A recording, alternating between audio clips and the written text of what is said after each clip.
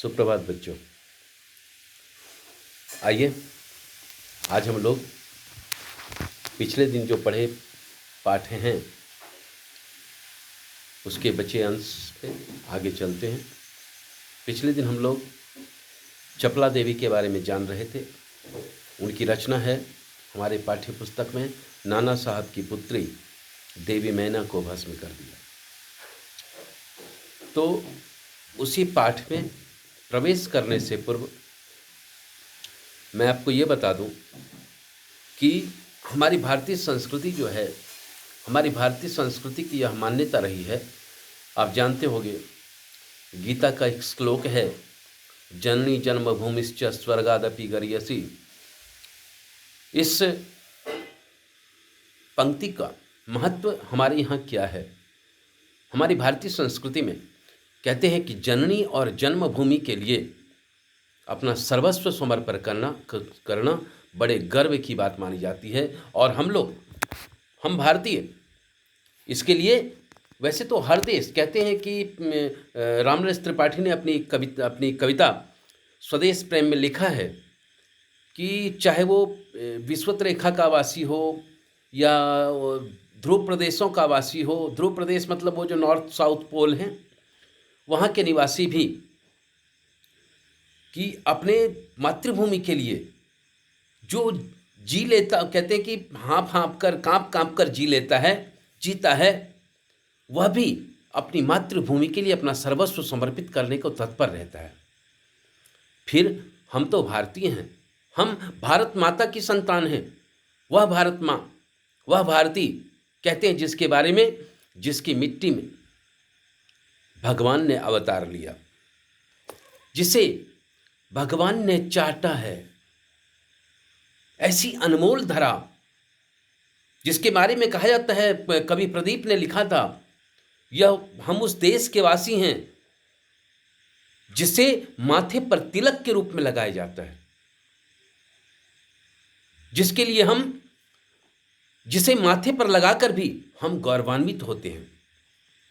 तो ऐसे देश में जन्म लेकर यहाँ पर कहते हैं कि इसकी स्वतंत्रता के लिए, इसकी जो आज़ादी के लिए जिन लोगों ने अपनी कुर्बानियाँ दी, उन्हें हम बड़े गर्व से याद करते हैं।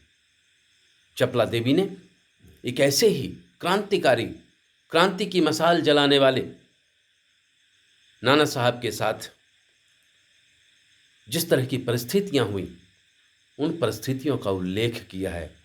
तो आइए हम देखते हैं उनकी रचना। तो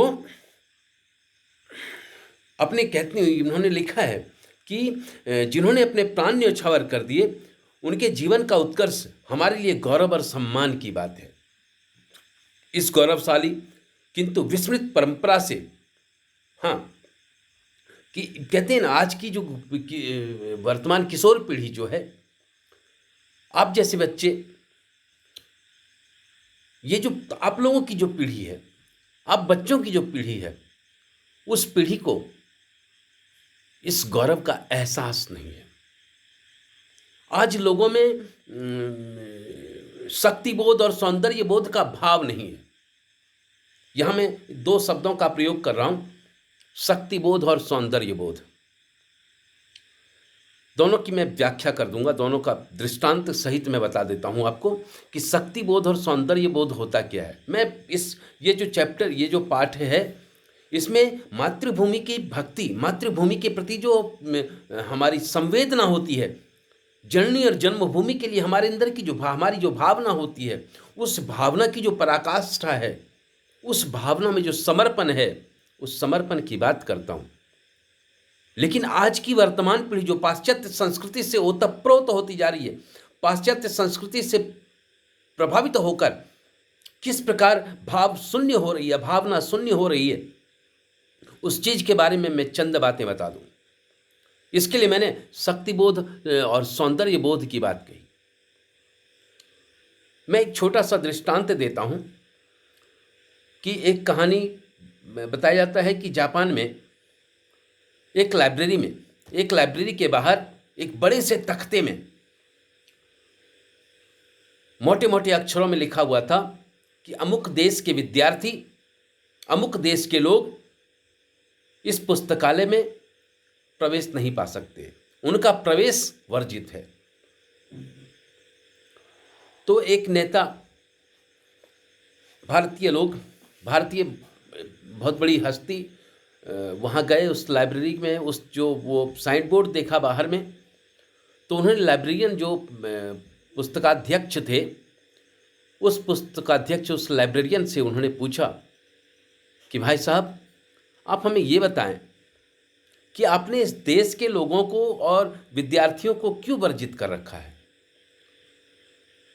तो उन्होंने बताया, एक पुस्तक दिखाया उन्होंने और कहा कि ये पुस्तक बहुत ही महत्वपूर्ण है, बहुत ही कीमती भी है। इसका एक एक जो दृष्टांत है या एक एक जो इसमें तस्वीरें हैं वो काफ़ी महत्वपूर्ण हैं। कुछ दिन पूर्व इस देश का एक विद्यार्थी इस पुस्तकालय में आया और उसने वह पुस्तक इशू करवाई, अपने नाम से इशू करवाया, लिया, घर ले गए, पढ़ा और उसमें से कुछ तस्वीर उसने उसमें से चुरा कर फाड़ कर रख लिया और पुस्तक जमा कर दी गई लाइब्रेरियन के पास। लाइब्रेरियन ने पुस्तक लाइब्रेरी में जमा कर लिया। दूसरी बात, दूसरे विद्यार्थी ने जब उस पुस्तक को लिया तो उसने तुरंत कंप्लेन किया लाइब्रेरियन को कि साहब, इस पुस्तक का इतना नंबर पेज में जो तस्वीर है वो गायब है। उसने चेक किया, पाया सही में गायब है। उसने देखा रजिस्टर में कि इससे पहले किस देश के किस विद्यार्थी ने उस पुस्तक को इशू करवाया था, अपने नाम से निर्गत करवाया था। तो देखा कि फलाने विद्यार्थी, फलाने देश के विद्यार्थी ने, तो वो बड़ा दुखी हुआ। तो एक ये था। दूसरी बात, उससे क्या हुआ, एक व्यक्ति के कारण, एक विद्यार्थी के कारण समूचा देश बदनाम हुआ। एक घटना मैं बताऊं, एक बार एक भारतीय ऋषि, एक सन्यासी ट्रेन में, सब जापान में ट्रेन में सफ़र कर रहे थे। तो जब एक प्लेटफॉर्म पर, वो सन्यासी थे, दूसरी चीज़ें खाते नहीं थे, सिर्फ फल वगैरह खाते थे, उनकी वही दिनचर्या थी। तो प्लेटफॉर्म पर वो, उन्हें भूख लगी थी। प्लेटफॉर्म पर जहाँ जहाँ गाड़ी रुकती उस प्लेटफॉर्म पर झांक कर देखते, जैसे भारत में होता है ना, हर प्लेटफॉर्म पर कुछ दुकानदार, हॉकर्स, बेचने वाले जो हैं वो घूमते रहते हैं, चिल्लाते रहते हैं, केला लो, सेब लो, फलाना लो, वगैरह वगैरह, चाय लो। तो वैसे ही वो सोच रहे थे वहाँ भी मिलेगा। तो उन्होंने झांक कर देखा, कहीं प्लेटफॉर्म पर उन्हें फल की दुकान या फल का विक्रेता नहीं मिला। तो उन्होंने, जब गाड़ी खुली नहीं थी और गाड़ी ने खुलने का सायरन, हॉर्न भी नहीं दिया था, सीटी भी नहीं बजाई थी, उनके मुंह से निकला कि लगता है कि यहाँ अच्छे फल नहीं मिलते। ये बातें वो भी भूल गए, बोला, निकल गए। लेकिन जब गाड़ी खुलने लगी तो उन्होंने देखा एक व्यक्ति हाथ में एक टोकरी लिए दौड़ रहा है। गाड़ी चूँकि खुल चुकी है, धीरे धीरे आरंभ हो चुकी है चलना।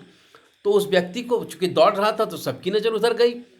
उस सन्यासी ने भी देखा कि वह व्यक्ति दौड़ रहा है, तो नज़र लगाकर देखा कि वो कहाँ जाता है।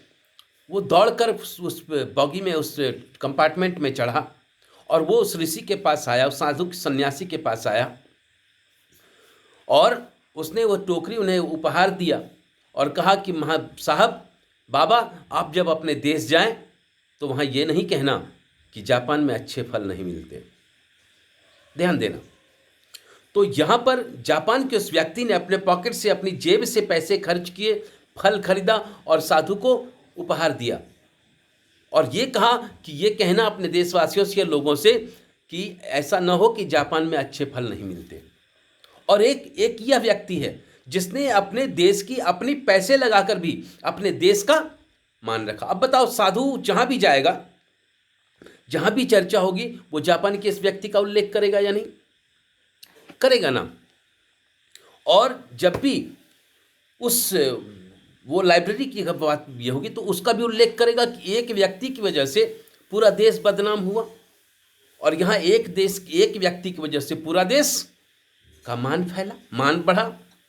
तो ये जो भावना है, इसे सौंदर्य बोध कहते हैं। आपने देखा होगा, हम लोग रहते हैं झारखंड में, कोई चीज़ होता है तो तुरंत हम तुलना क्या करते हैं कि दिल्ली में देखा वहाँ की सड़कें, आहा हा हा, वहाँ की सड़कें तो वहाँ की सड़कें मक्खन जैसी हैं, झारखंड में छी कुछ नहीं है। तो ये जो है झारखंड जहाँ हम रह रहे हैं, ये हमारी मातृभूमि है, हम इसका गुणगान नहीं करते हैं। ठीक है, सारी उंगलियां एक जैसी नहीं होती, लेकिन फिर भी हम इस चीज को जानकर भी उसका गुणगान नहीं करते। ये जो भाव है, इसे शक्ति बोध का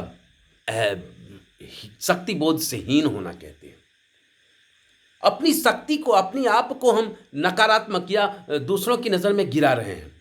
ये जो है ये शक्ति बोध है। वो जो था वो था सौंदर्य। तो इन्हीं चीजों को, ऐसी चीजें जो है आज विकसित हमारी किशोर पीढ़ी मतलब ये टीनेजर जिसको इंग्लिश में कहते हैं, इन्हीं लोगों के पास वो भावना नहीं है, वो भावनात्मक शक्ति नहीं है, वो मर्यादा, वो जो एहसास होता है ना, वो चीज़ नहीं, समाप्त होता जा रहा है। तो ऐसी भावना को जगाने के लिए ये कवि, ये लेखक, ये लेखिका, कवयित्री, ये लोग अपने साहित्य, अपनी रचनाओं के माध्यम से समाज की उन वर्गों को नई प्रेरणा या उन चीज़ों से परिचित कराने का प्रयास करते हैं। इसी संदर्भ में यह रचना लिखी गई है। सोचो कि नाना साहब जिनका क्या था कि उनकी सामंती छीन ली गई अंग्रेजों के द्वारा। वो चाहते तो उन्हें जो कुछ भी मिला था, अंग्रेजों ने उनकी सामंती छीन कर उन्हें जो कुछ भी दिया था, उनसे उनका पूरा परिवार आराम से चल जाता। उनका महल था, महल में उनकी अपनी संपत्ति रही होगी, खजाने रहे होंगे, वो चाहते तो अपनी जीवन आराम से चला सकते थे, लेकिन नहीं चलाया। अपनी आज़ादी को पाने के लिए, अपनी ही सही छोटे छोटे रियासत, छोटे छोटे जो राज्य थे, वो अपने अपने हित की, अपनी स्वार्थ की ही बात करने के लिए ही सही, लेकिन लड़े। अंग्रेजों के विरुद्ध उन्होंने हथियार उठाया। आज हम इस चीज़ को भूल रहे हैं। हम उन लोगों, उन क्रांतिकारियों के महत्व को, उन क्रांतिकारियों के जो की परम भावना थी, उसे हम विस्मृत करते जा रहे हैं। उस विस्मृति को पुनः स्मृति में लाने के लिए ही ऐसी रचना की गई है। तो बच्चों, आज भी इतना ही करता हूँ, फिर अगली कक्षा में। धन्यवाद।